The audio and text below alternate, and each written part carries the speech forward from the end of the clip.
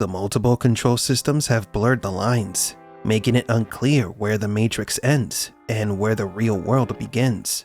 This has been a major issue for those who wish to awaken. In the Matrix Resurrections, advances in the real world were shown, such as humans and machines under NIOBE's leadership, managing to cultivate vegetation and fruits that only existed within the simulation. But what if NIOBE is on the side of the evil machines, and Io is just another extension of the Matrix in the real world? NIOBE has always had a big presence in the Matrix since her introduction in Matrix Reloaded, and her return in the Matrix 5 is a possibility. So it's time to analyze NIOBE's story, her 5 darkest theories, and discover why she was always a bad guy. Welcome to Matrix Explained.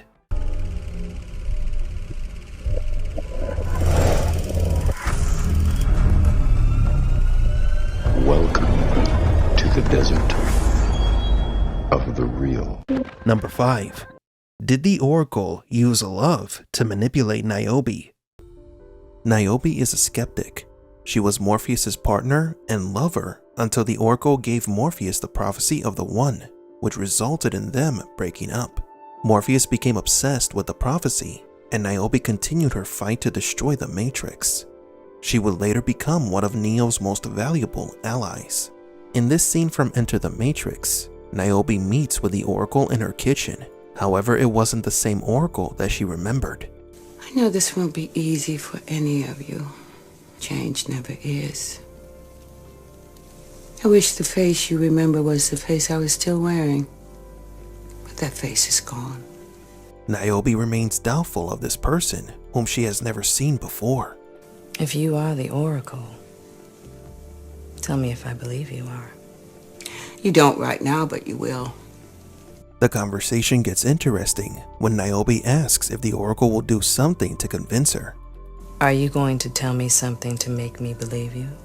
Come on, Naobi, you know I can't do that. Why not? Because I can't make you do anything. This scene speaks of the nature of the Oracle. She cannot tell anybody what to do. They must find the answers for themselves, though we know that many of the Red Pill's actions and decisions were guided by the Oracle. The fact that she doesn't directly order someone to do something and expects the Red Pills to make their own decisions is a self-made illusion that we've discussed in previous videos. At least you sound the same. As I said, you may not recognize the face, but who and what I am beneath remains the same. This is a vague reference to the fact that the Oracle is a program. Remember that Neo was the first person to deduce that the Oracle is a Matrix program. For everyone else, she was an ally, a guide. The fact that she now looks differently will confuse the Red Pills because they don't know that she is a program. Despite this, NIOBE doesn't seem to be confused or surprised. She simply asks how it happened, implying that NIOBE may have known that the Oracle was a program, or at least she suspected it. Can I ask what happened? The Merovingian warned me that if I made a certain choice, it would cost me. He is, among other things, a man of his word. As mentioned in a previous video, the Merovingian was telling the truth when he warned Neo that choice was an illusion. Choice is an illusion created between those with power and those without. It's interesting, yet somewhat strange, that the Oracle respects the fact that the Merovingian is a man of his word. The Frenchman warned her that if she made a certain choice, that it would cost her the same choice that NIOBE would have to make, either to help or not help Neo. This is a lie on the part of the Oracle. We know this because when Neo goes to meet the Merovingian for the first time, we see that Ramakantra had just met with the Frenchman, meaning that the Merovingian had already made the deal for the kill code that will destroy the Oracle's body, or shell. We've only theorized as to why these two programs fight, but we do know that the war between them goes beyond just helping Neo. The Merovingian and the Oracle have probably been at war throughout multiple versions of the Matrix. The Oracle calls for NIOBE because she knows that it will be her who later chooses to help Morpheus' crew, which is what the Oracle wants. What was the choice? The same one you yourself will have to make. The choice to help Neo or not. Then Neo is alive. Yes. He touched the source and separated his mind from his body. Now he lies trapped in a place between your world and ours. Can we free him? Trinity can. But she will have to fight her way through hell to do it. These events occur while Neo is trapped in Mobile Ave, the microsimulation or bridge between worlds created by the Train Man. Interesting that the Oracle uses hell as a metaphor to describe the Merovingians' club, where Trinity must fight through to save Neo. This is because the Merovingian is surrounded by programs that belong to the Nightmare Matrix, a hellish version of the simulation. And of course, the Merovingian is depicted as a kind of king of the underworld. The Oracle continues talking to Niobe about the part she must play and the choice she must make, a brave decision that is later shown in Matrix Revolutions. Can I help? That's why I called. I cannot tell you what is going to happen. All I can do is hope that if you are given the chance, you will find the courage to do what you can. You once told me you knew everything you needed to. I do. I knew everything from the beginning of this path to the end. I don't understand. Even I can't see beyond the end. Of course, the Oracle is referring to the path of the One, the path that has repeated 5 times in the past. She cannot see beyond the path because it has been repeated several times. She knows what to expect, but in the case of Neo's path, things have changed. Neo's path ends with him accepting the inevitability of the present, the Satori, and allowing himself to be assimilated by Smith. The Oracle cannot see what is going to happen after Neo's journey because she has never experienced it. This is the first time that the sequences of events have changed. The Oracle herself introduced these changes as a kind of experiment to disrupt the cycle, and so of course, she does not know what will be the results. She cannot see beyond the end of the cycle because there has never been a beyond the end of the cycle. The Matrix has always been restarted after the One achieved their objective. This was now uncharted territory for the Oracle because she does not know what will happen if the simulation wasn't completely rebooted and Zion isn't destroyed. The end. Are you trying to tell me the world is going to end? Yes. If we cannot save it, it will end. You mean Neo? I mean we. The path of the One is made by the many. I have a role to play, just as you have yours.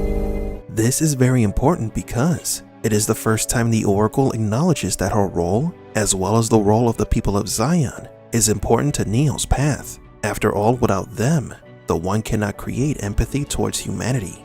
The One depends on people because it is the people who will lead him down this path. I need more information. How will I know what to do? There's an old Chinese proverb I've always liked. The heart never speaks, but you must listen to it to know. You'll know, Niobe. You always do.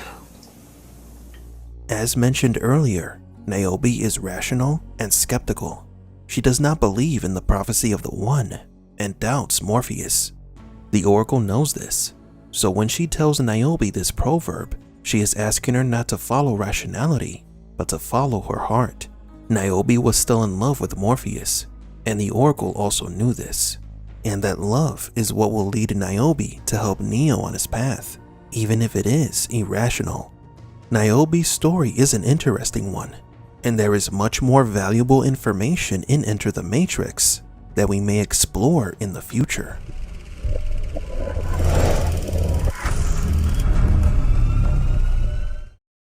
Number 4. Niobe was Morpheus' girlfriend. To understand what happened between Naobi and Morpheus, we must go back to a time when both were young red pills. In Matrix Reloaded, Niobe offers Morpheus a dance and reminisces him being a good dancer. I remember you used to dance. I remember you were pretty good. It's clear they still have feelings for one another, but certain circumstances prevent them from getting back together. Niobe is with Locke, and Morpheus is following the Oracle. As Morpheus said, some things have changed. In Enter the Matrix, Ghost goes missing, and only Persephone has information about where he could be. Niobe goes to her for that information. Persephone will gladly give her the information that she seeks, but only if she kisses her. Just like with Ghost and Neo, Persephone forces Niobe to kiss her so that she could sample love.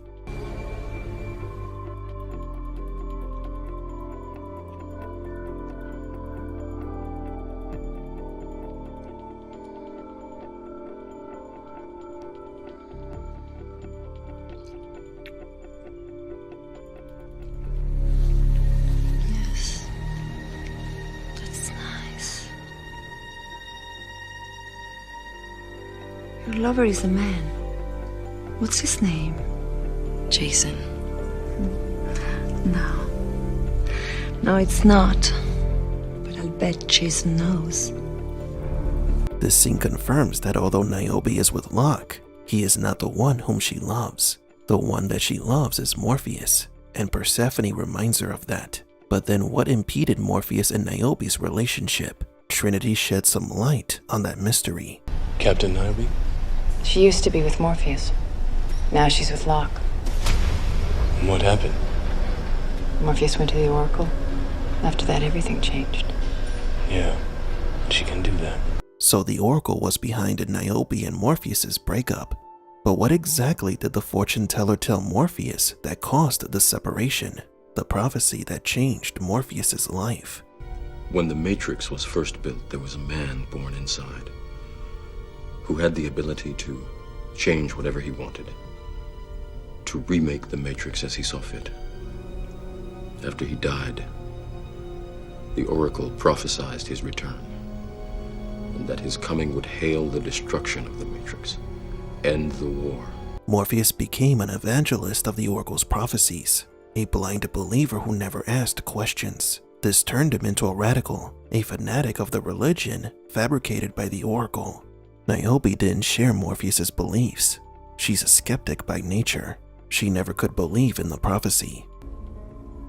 I can't help it, Morpheus. I can't help thinking, what if you're wrong? What if all this, the prophecy, everything is bullshit? Niobe is the only one who doubted the plan to get Neo to the source. But Morpheus did not waver. He was convinced that they were going to succeed. Idealism is what ended their relationship. Morpheus was a zealot, and Niobe was a pessimist. In the original script of The Matrix, there was a character named Eddie, a red pill that Morpheus thought was the one. In the original story, it was going to be revealed that Morpheus thought that he had found the one 5 times before finding Neo. Those 5 all inevitably died at the hands of the agents, or Morpheus. Morpheus killed Eddie after he was caught in the Matrix by the agents. His radical actions caused Cypher to doubt him and eventually hate him and the so-called prophecy of the One. Similar behavior is what caused Niobe to leave Morpheus, deeming him irrational and for repeatedly putting the lives of other red pills at risk. Niobe tried to make a new life with Locke, but she couldn't stop loving Morpheus. She loved the man, but hated his beliefs. Ironically, she would eventually follow the one who installed those beliefs, the Oracle. Back to Enter the Matrix, Niobe asks the Oracle many serious questions, such as why she changed her shell, or how she can prevent the end of the world. And the last thing the Oracle tells her is her favorite proverb. There's an old Chinese proverb I've always liked. The heart never speaks, but you must listen to it to know. You'll know, Niobe. You always do. What the Oracle is telling Niobe is that she has to follow what she feels in her heart, not in her mind. Remember that in our previous video, we talked about how the Oracle weaponized love and used it against the Architect. For the Oracle's plan to work, she needed Niobe to renounce logic and follow her feelings for Morpheus. Niobe eventually reaches the point of no return. She must decide whether to help Neo or not, to follow her heart or her logic. Neo requests a ship to go to Machine City, and Niobe obliges. You have to believe me, I have to go. Bullshit! I am the captain of this ship. I say where it has to go. And believe me, this ship will go to hell long before I let you take it anywhere. He can take mine. Morpheus is surprised. He couldn't understand why Niobe is still helping them, even after the prophecy was revealed to be a lie, after Morpheus was proven wrong. 2 ships, 2 directions. Sounds like Providence, doesn't it, Morpheus? You've never believed in the one. I still don't. Then why are you doing this? I believe in him. Thank you. Niobe's character arc has changed. She didn't believe in the Oracle's prophecy, but somehow she believes in Neo. The use of the word providence is important, which by definition is the intervention of some deity or superior being. Niobe has agreed to have faith based on her emotions. She is following what the Oracle told her. Niobe is following her heart. She gave up on the logical strategy to use all remaining ships in the defense of Zion. She chose the irrational option, betting everything on Neo's hunch because of the love she feels for Morpheus and her newly found belief in Neo, not as a savior or the one, but as the man who can change everything. Niobe is one of the most rational and intelligent red pills, but in the end, her emotions got the better of her.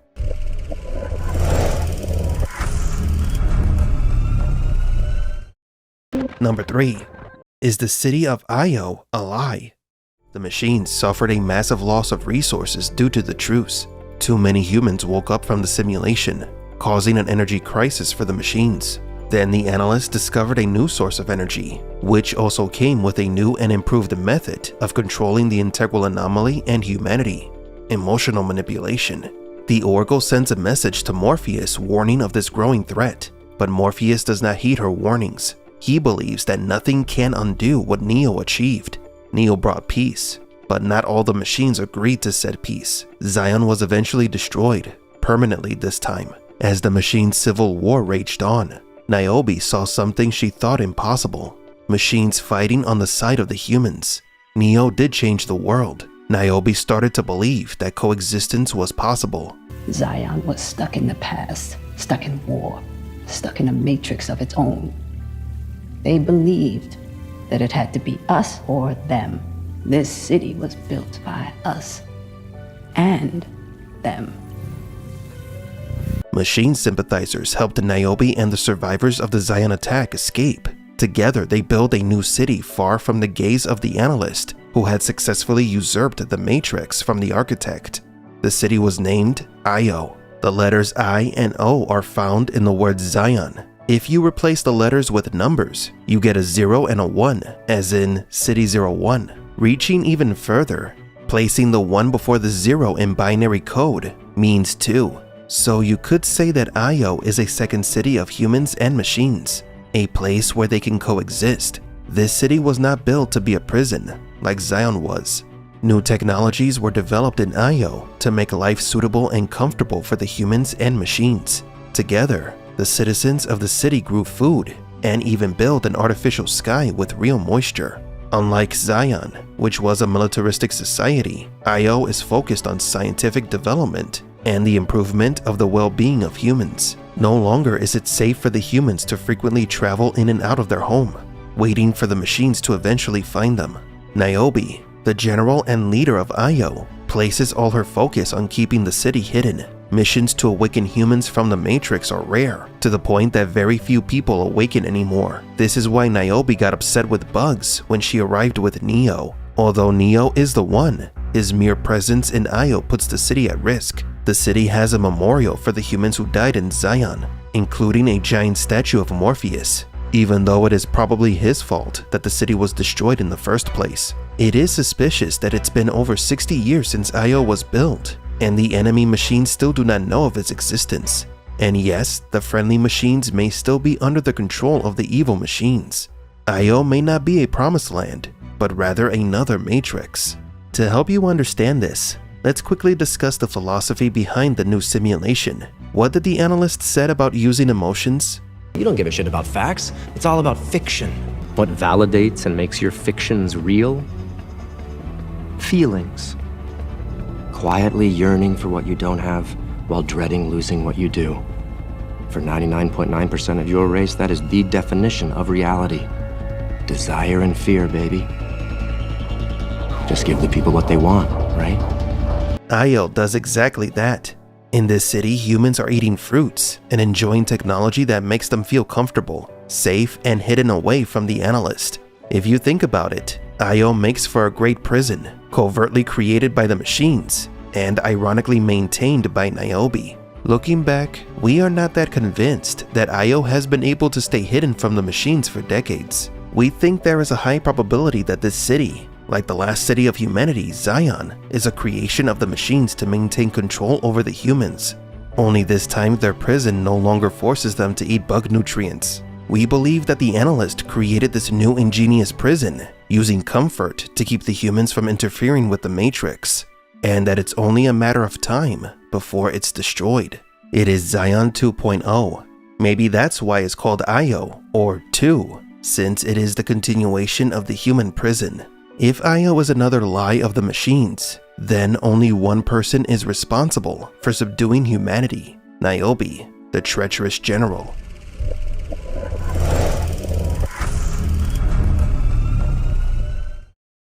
Number 2. Did Naobi lie about Morpheus' death? Morpheus was tasked with carrying and spreading a prophecy that dictates the arrival of the one who would free humanity from the captivity of the Matrix. When Morpheus was freed from the Matrix and became a red pill, he joined the Zion army and dedicated his life to achieving the goal to save people from the Matrix. During his youth, Morpheus was dating Naobi, although things changed the day the Oracle told him that his destiny was to find the one. The Oracle, the mysterious old woman who has been helping humans since the beginning of the simulation. The influence of the prophecy disrupted Morpheus' life as a soldier and as a person. He became obsessed with finding the one, which resulted in much collateral damage. Case in point, Eddie, Neo's predecessor. This young man was freed from the Matrix by Morpheus and was told to never speak to any friends or loved ones he left behind in the simulation. That included his girlfriend. Morpheus believed that Eddie was the one, but Eddie fell into the hands of the agents when he tried to see his girlfriend behind Morpheus' back. This lack of empathy is one of the many reasons why Naobi left Morpheus, and why Cypher hated his captain because he saw him as a fanatic and that he should not be trusted. Jesus! What a mind job. So you're here to save the world. Most of all, I'm tired of that jagoff and all of his bullshit. He lied to us, Trinity. He tricked us. If you would have told us the truth, we would have told you to shove that red pill right up your ass. That is not true, Cypher. He set us free. Free? You called this free? When the Matrix began, we saw news articles labeling Morpheus as a wanted criminal on the loose. He is considered to be a terrorist who sabotages law and order and the system. But that did not deter him from his goal of finding the one. The relationship between Morpheus and Neo is cemented in this unwavering faith. When Morpheus meets Neo, he sees more than just an ordinary software programmer. He sees the savior of humanity. His faith in Neo stems from the words of the Oracle, the old woman whose wisdom and divination was considered infallible. Although we found out in Matrix Reloaded that the Oracle worked for the machines and was herself a Matrix program. Morpheus, who had been looking for the one for a long time, saw the potential in Neo. He offers him the choice between the red and the blue pill, which will determine if Neo is ready to face reality beyond the Matrix. Once Neo accepts reality, Morpheus becomes his mentor and guide, teaching him to understand and manipulate the Matrix. You take the red pill, you stay in Wonderland, and I show you how deep the rabbit hole goes. Morpheus' role expands and evolves as the Matrix trilogy progresses. His faith in Neo never wavers, even when Neo himself doubts his destiny as the savior of humanity. Despite the trials he undergoes, Morpheus' trust in the prophecy and Neo remains unshaken. But his faith in the Oracle, however, was unraveling after Neo explains the ploy behind the prophecy of the One. It was a lie, Morpheus. The prophecy was a lie. The One was never meant to end anything. Morpheus's faith also blinded him to the impending dangers. When Neo makes peace with the machines at the end of Matrix Revolutions, Morpheus believes the peace will last forever. He ignores the Oracle's warning of a new enemy growing in power, continuing to believe that the peace Neo brought was unbreakable, and that was his ultimate downfall. A faction of machines, led by the Analyst, invades Zion, the underground city that Morpheus protected with his life. Morpheus is killed, and Zion is destroyed, but the man's influence persisted years after his death. The surviving humans, led by General NIOBE, regrouped, and with the help of their new machine allies, they build a new underground city named Io. Towards the end of his days, Morpheus saw how the machines eventually broke the peace and destroyed his home. Zion's destruction with Morpheus inside is tragic, and it made us realize that everything Morpheus had sacrificed was for nothing. In the end, the machines had won. But as rumors of this new power spread, he ignored them. He was certain what you had done could not be undone. I'm sorry, Neo. I won't let what happened to Zion happen to Io. In the video game The Matrix Online, Morpheus is more aggressive. He fights against the machines because he believes that they hid Neo's body. Morpheus dies at the hands of an assassin sent by the machines. Why won't they give up his remains? They say they haven't recycled them. They belong in Zion, in a holy place. He saved us. He saved them. He saved the Matrix.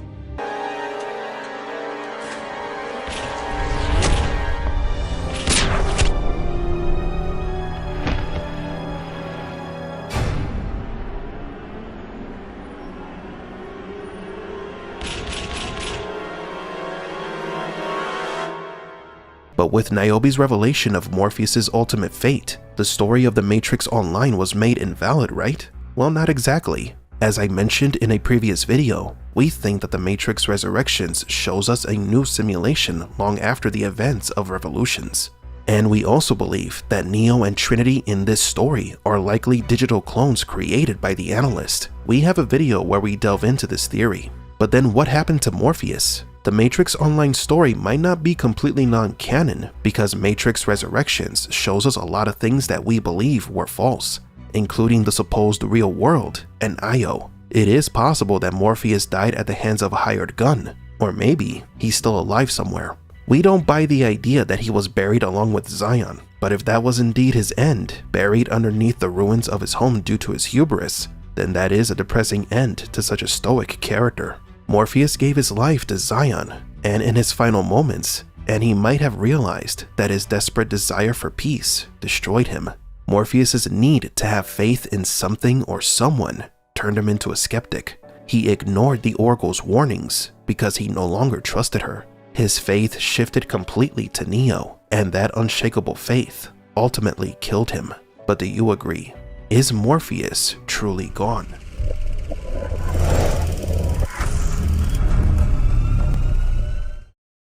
And number 1.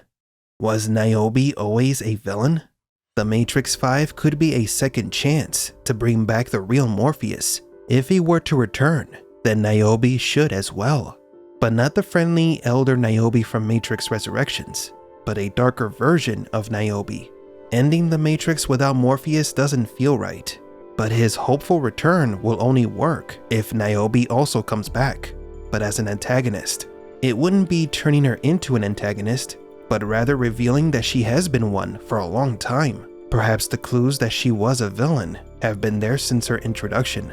Just as Trinity may have been designed by the machines to manipulate the One, Morpheus could have been led by the nose by Niobe to keep him under control.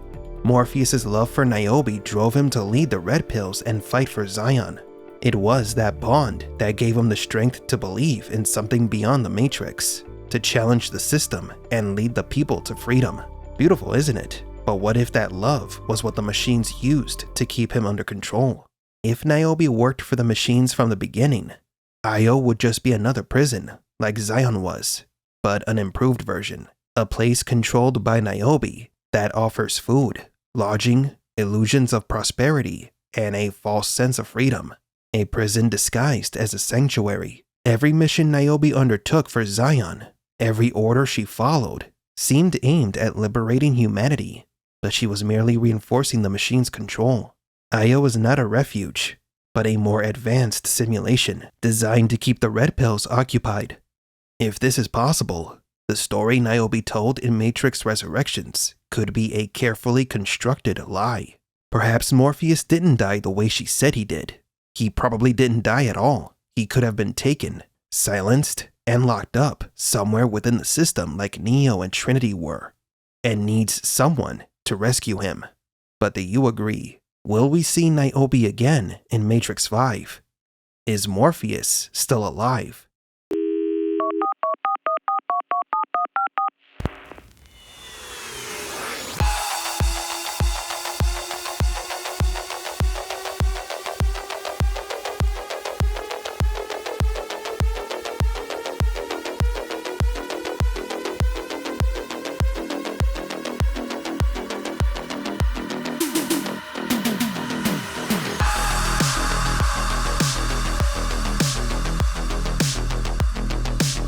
For Matrix Explained, don't forget to like and subscribe.